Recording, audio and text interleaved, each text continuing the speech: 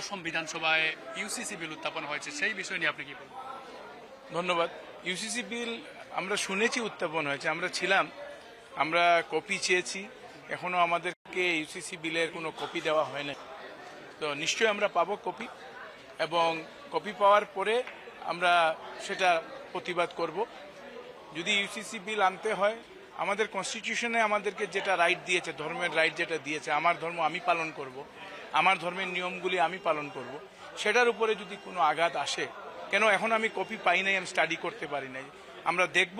যদি দেখি যে আমার ধর্মের উপরে কোনো কনস্টিটিউশনে যে রাইটটা আমাকে দিয়েছে তার উপরে যদি কোনো কিছু এসেছে সেই বিলে, অবশ্যই তার প্রতিবাদ করব। দেখা যাচ্ছে যে মহিলাদের সুবিধার ক্ষেত্রে বা মহিলাদের বিভিন্ন সময় মহিলারা নির্যাতিত হয়ে থাকেন, সেই মহিলাদের স্বার্থে সেই বিল আনা হয়েছে বলে শাসক দলের নেতারা এই মুহূর্তে দেখেন, ভালো কথা, মহিলাদের বিল তো অলরেডি পার্লামেন্টে পাস হয়ে গেছে।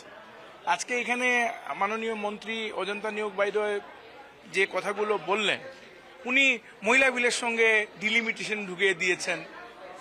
এইগুলো ঢুকানোর কি দরকার আছে? মহিলা বিল তো অলরেডি পার্লামেন্টে পাস হয়ে বসে আছে আজ থেকে 2 বছর আগে, সেটা ওনারা ইমপ্লিমেন্ট করো। এটার সঙ্গে ডিলিমিটেশনের ঢুকানোর কি মানে আছে? তো সরকার যেটা অলরেডি পাস হয়ে আছে সেই বিলটা আবার আসাম বিধানসভায় আনার কি মানে আছে? এটা কালকে এটাতে ডিবেট হবে। তো আমরা এখনো কপি পাই নাই, কপি পাইলে স্টাডি করে আমরা এটার উপর।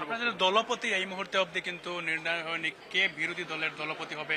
বৈঠকের পর বৈঠক, মিটিং এর পর মিটিং করে যাচ্ছেন, এখন অবধি সেই মূল সূত্র বা কে হবেন দলপতি সেটা বেরিয়ে আসে। দেখেন, একটা সর্বভারতীয় দল, আমাদের লিডার কে হবে, ডেপুটি লিডার কে হবে, চিফ হুইপ কে হবে, অলরেডি এটা সিদ্ধান্ত হয়ে গেছে। কিন্তু এটা হাইকমান্ড বেস দল, এটা হাইকমান্ড ওইটা ঘোষণা করবে। আজকে আমি যদি বলি আগামী মন্ত্রিসভায় কে আসবে কে না, সেটা নিয়ে তো মুখ্যমন্ত্রী বারবার দিল্লি যাচ্ছেন, ওনারও হাইকমান্ড বেস দল। তা আলোচনার মাধ্যমেই সব কিছু হবে। যারা যেভাবে ওনারাও ওনাদের হাইকমান্ডের সঙ্গে বিজেপি আলোচনা করে ওনাদের কাজ করে, আমাদেরও হাইকমান্ডের সঙ্গে আলোচনা করে আমাদের নামগুলো ঘোষণা হয়।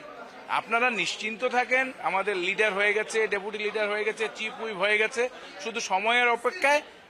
আজকে বিকালে হয়ে যেতে পারে না, আগামীকাল সকাল পর্যন্ত লিডারের নাম আমাদের হাইকমান্ড ঘোষণা করবে।